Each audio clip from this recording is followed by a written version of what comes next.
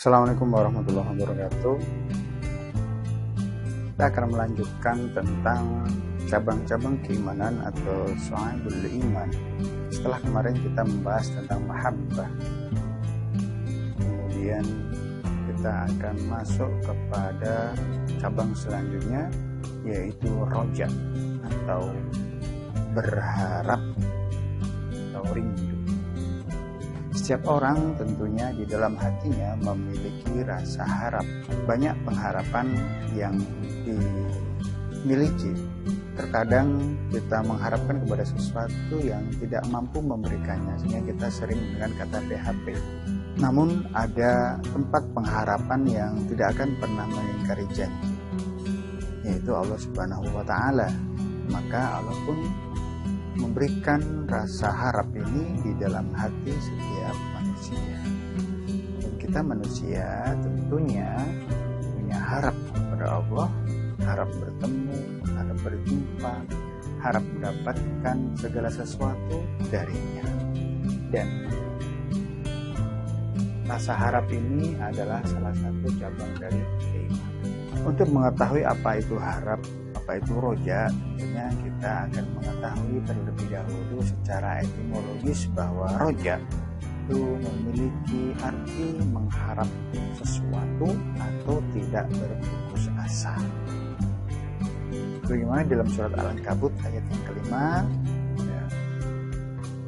yang kemarin sudah kita bahas, bahwa barang siapa yang berharap bertemu dengan Allah, yarjullah, maka Allah akan memberikan waktunya. Sedangkan menurut istilah bahwa roja berarti mengharap ridho, rahmat, dan pertolongan kepada Allah Subhanahu wa Ta'ala, serta yakin hal itu dapat diraihnya atau sesuatu jiwa yang sedang menunggu mengharapkan sesuatu yang disenangi dari Allah setelah melakukan hal-hal yang menyebabkan terjadinya sesuatu yang diharapkan. Jadi secara istilah bahwa roja ini adalah kita senantiasa ada harap ridho dari Allah Subhanahu wa Ta'ala, harap rahmat, mengharap pertolongan. Segala bentuk keridhaan, rahmat, pertolongan itu adalah harapan-harapan yang ada pada diri setiap kita. Kenapa? Karena tak ada kedamaian tanpa keridhaan, tak ada kenyamanan tanpa rahmat, tidak ada kesulitan kecuali pertolongan dari Allah Subhanahu wa Ta'ala. Atau kita mengharapkan sesuatu setelah kita melakukan keburukan. Nah, kemudian kita mengharapkan kebaikan dari Allah Subhanahu wa Ta'ala. Lawan dari kata roja adalah putus asa dari rahmat Allah. Seorang yang berputus asa atas rahmat Allah dikategorikan sebagai orang yang sesat. Ya. Juga di dalam lain disebutkan orang yang berputus asa termasuk dari golongan orang-orang yang kufar. Ketika seseorang memiliki sifat roja ini, maka ia akan senantiasa bersemangat untuk menggapai rahmat Allah Subhanahu wa Ta'ala. Kenapa? Karena dia memiliki sifat maha pengampun, maha pengasih, maha penyayang. Ya, meskipun kita manusia penuh dengan gelimang dosa, namun rasa optimisme mendapatkan ampunan itu tetap ada di dalam hati. Maka orang yang punya rasa harap, punya sifat harap ini selalu berharap sehingga tidak mudah putus asa dan muncul rasa takut sehingga dia selalu berbuat baik. Takut melakukan keburukan, maka kemudian dia berbuat baik. Lalu bagaimana cara menumbuhkan roja di dalam diri kita? Yang pertama adalah muhasabah atas nikmat-nikmat Allah. Introspeksi diri, menilai, menghitung-hitung betapa banyak nikmat yang telah Allah berikan kepada kita, baik yang kita minta maupun yang tidak kita minta. sehingga ini akan menumbuhkan sikap roja ini. Betapa Allah memberikan begitu banyak nikmatnya kepada kita sehingga kita minta lagi nikmat itu. Yang kedua, kita mempelajari dan memahami Al-Quran dan hadis dengan baik. Kenapa? Karena panduan dalam melaksanakan roja, beraktivitas dalam hidup itu ada di dalam Al-Quran dan Sunnah. Yang ketiga, meyakini kesempurnaan karunia Allah Subhanahu wa Ta'ala. Allah Maha Sempurna, tidak ada yang terlepas dari pandangannya, tidak ada yang terlepas dari kuasanya. Terkadang kita manusia melakukan perbuatan buruk, kemudian putus asa, sehingga suuzon kepada Allah bahwa Allah tidak akan mengampuni. Maka tentunya hal ini harus kita hilangkan. Kenapa? Karena Allah Maha Sempurna karunia-Nya, sehingga tidak mungkin Allah tidak mengampuni dosa-dosa kita saat kita melakukan taubat. Apa sih sebenarnya manfaat roja dalam hidup kita? Dalam hidup kita tentunya ketika kita memiliki roja ini, ya berharap kepada Allah, maka semangat dalam ketaatan kita kepada Allah ini akan semakin meningkat. Kenapa? Karena kita begitu berharap sekali Allah akan memberikan segalanya kepada kita. Ya. Yang kedua, ketenangan dalam batin, ketenangan dalam jiwa saat kita menghadapi segala macam ujian kehidupan. Ingat bahwa hidup kita tidak lepas dari ujian, tidak lepas dari kesulitan. Namun karena kita ada roja, kita punya cantelan, kita punya harapan hanya kepada Allah. Allah yang ngasih kesulitan, Allah yang akan menyelesaikan, Allah yang ngasih ujian, Allah pula yang akan ngasih petunjuk untuk menyelesaikannya, maka kita akan tenang. Ya, Allahu ma'ana wala tahzan wala takhafu. Jangan bersedih, jangan khawatir. Innallaha ma'ana, Allah bersama kita. Ya, yang ketiga, merasa nikmat dalam beribadah kepada Allah Subhanahu wa Ta'ala. Orang yang punya rasa roja ini akan mendapatkan dan merasakan kenikmatan dalam beribadah. Kenapa? Karena ibadahnya penuh dengan husnuzon, penuh dengan harap kepada Allah Subhanahu wa Ta'ala, tidak mengharap kepada orang lain. Berbeda dengan orang yang riya, dia mengharap orang lain untuk melihatnya dan untuk memujinya. Tapi orang yang punya roja kepada Allah tidak akan pernah melakukan hal tersebut, sehingga dia akan merasakan kenikmatan dalam beribadah. Yang keempat adalah menumbuhkan sifat optimis dalam berusaha. Orang yang punya roja dalam dirinya, dia akan selalu optimis. Ya, kenapa? Karena dia yakin, muncul husnudzon bahwa Allah lah yang akan memberikan keberhasilan, Allah yang akan memberikan kesuksesan, Allah yang akan menyelesaikan semuanya. Ya. Domain sukses adalah domain Allah. Domain kita manusia adalah usaha. Ya. Maka optimis, terus jangan pernah berputus asa. Karena lawan dari optimis adalah putus asa. Kelima adalah selalu gembira dalam hidupnya. Tentu orang yang senantiasa punya rasa roja, berharap kepada Allah, ingin bertemu dengan Allah, dia akan gembira. Seperti anak yang sudah lama tak berjumpa dengan orang tuanya, dia merasa kangen, merasa rindu, dia ingin bertemu. Ketika udah dikasih kabar minggu depan orang tuanya pulang, maka dia akan bergembira dalam hidupnya. Kenapa? Menanti-nanti ingin jumpa dengan kedua orang tuanya yang sudah lama tak berjumpa. Terakhir, selalu percaya dan yakin pada Allah. Nah ini ya, kepercayaan husnudzon kepada Allah Subhanahu wa Ta'ala.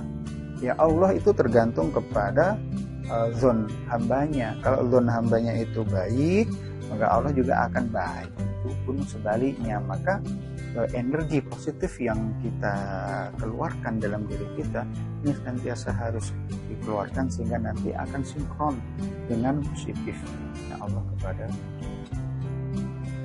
Ada beberapa contoh roja. Yang pertama ada bersikap lapang dada terhadap ujian, terhadap keburukan orang lain pada kita, dari hina, dari dusta, ya, dalam rapat berpendapat tidak diterima, ya kita berlapang dada. Ya, ucapan teman kita yang buruk kita juga berlapang dada, sikapnya terhadap kita berlapang dada. Jadi salamatus sodor. Kedua, tidak gentar ya saat dihina, ya tidak takut saat dimaki, tidak takut saat didolimi, ya, tapi dia berani, punya sejaah, punya keberanian. Ya, tapi dia juga mampu mengendalikan dirinya. Dia punya kontrol diri yang kuat. Supaya baik orang bukan orang yang menang dalam berkelahi, tetapi yang bisa mengendalikan diri. Orang yang punya rasa roja, sikap roja ini, maka dia bisa mengendalikan dirinya dengan baik. Kedua adalah dia senantiasa membayangkan dahsyatnya api neraka. Ya, api neraka ini selalu terbayang-bayang dalam dirinya, sehingga dia berharap kepada Allah agar tidak dimasukkan dalam neraka, dan juga berharap agar masuk ke dalam surga. Ya, orang yang roja juga bisa contohnya menjauhi penyakit hati. Kenapa? Karena dengan menjauhi penyakit hati ini akan menjadikan kehidupannya menjadi tenang. Ya, kemudian berkaca pada diri sendiri. Ya, menjadikan diri sebagai tempat untuk introspeksi diri, sehingga dengan demikian akan menimbulkan rasa roja kepada Allah Subhanahu wa Ta'ala. Ya, bayangin neraka coba, ya betapa dahsyatnya neraka, ya betapa susahnya hidup di dalam neraka, sakitnya, ya berulang-ulang disiksa. Nah, ini tentunya akan menimbulkan rasa roja kepada kita. Ya Allah, gitu ya, jangan sampai aku masuk ke dalam neraka, jauhkan aku dari keburukan-keburukan, yaitu dari amal-amal buruk, dari durhaka dan seterusnya, dan aku berharap agar dimasukkan ke dalam surga. Seperti doa-doa yang selalu kita bacakan, Rabbana atina fid dunya hasanah wa fil akhirati hasanah wa qina adzabannar. Ya, menjauhi penyakit hati, ya sebagai salah satu contoh dalam rangka menumbuhkan sikap roja, ya, bahwa lalai dari mengingat Allah Ta'ala, meresapi Al-Quran, serta merenungi tanda-tanda kekuasaan Allah di muka bumi. Ya. Kenapa? Ya, penyakit hati, lalai. Ya, lalai ini adalah salah satu penyakit yang luar biasa.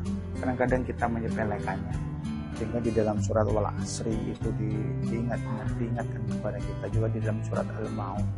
Ya, orang-orang yang sahun adalah orang-orang yang lalai. Penyakit hati selanjutnya adalah menjauhi kebenaran. Ya. Setelah mempelajarinya, udah tahu, udah paham hukum, udah ngerti tentang kewajiban dalam berjilbab, dalam menutup aurat, kewajiban sholat, kewajiban puasa, kewajiban berbuat baik, tapi melanggarnya. Kemudian banyak bermaksiat dan berbuat dosa. Bermaksiat adalah melakukan perbuatan yang itu bertentangan dengan hati nurani. Setiap perbuatan yang dilarang dalam syariat itu adalah kemaksiatan. Kemudian banyak berangan-angan. Ya, ini adalah penyakit hati. Ya, itu. Jadi banyak angan-angan, andaikan.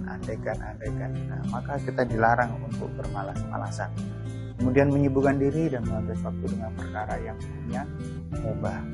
Ini, ya, meninggalkan perbuatan haram itu sudah biasa, tetapi mampu mengendalikan diri dalam melakukan perbuatan yang mubah sehingga tidak berlebihan, ini luar biasa. Ya, karena banyak orang terjerumus ke dalam perbuatan yang haram yang meskipun di awalnya adalah mubah. Contoh, nonton film berlebih-lebihan, ya mubah nonton film, tapi lama-lama kalau udah melupakan sholat dan seterusnya, lalai waktu dan seterusnya, membuat malas dan seterusnya, maka itu menjadi haram. Ibnu Qayyim al-Jauziyah memasukkan beberapa hal ke dalam kelompok nafsu yang merusak hati, yaitu terlalu banyak bergaul. Artinya apa? Berlebih-lebihan dalam bergaul, ya tertawa, ya, kemudian terlalu begadangan, ya tidak memilih teman yang baik. terlalu banyak angan-angan, kemudian terlalu kenyang, ya juga terlalu banyak tidur. Nah, ini bisa merusak hati, teman-teman. Ya, jadi berlebih-lebihan dalam bergaul, kemudian banyak angan-angan, kenyang, dan banyak tidur, ini merusak hati.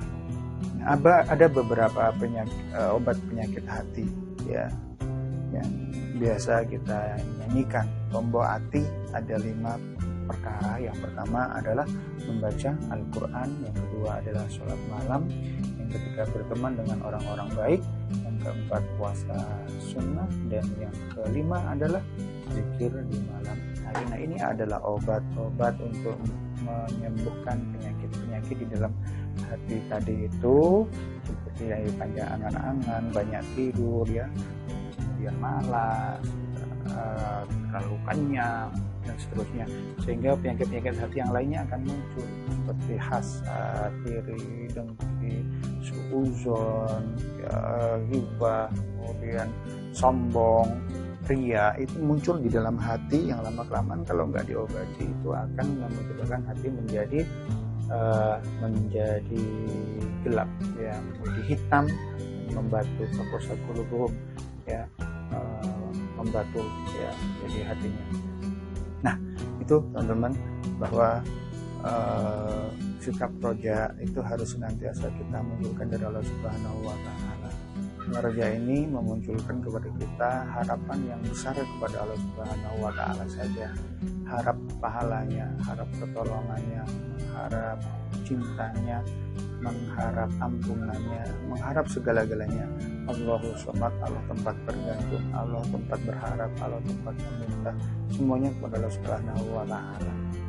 Ini adalah domain keimanan yang dalam diri kita harus biasa dimunculkan.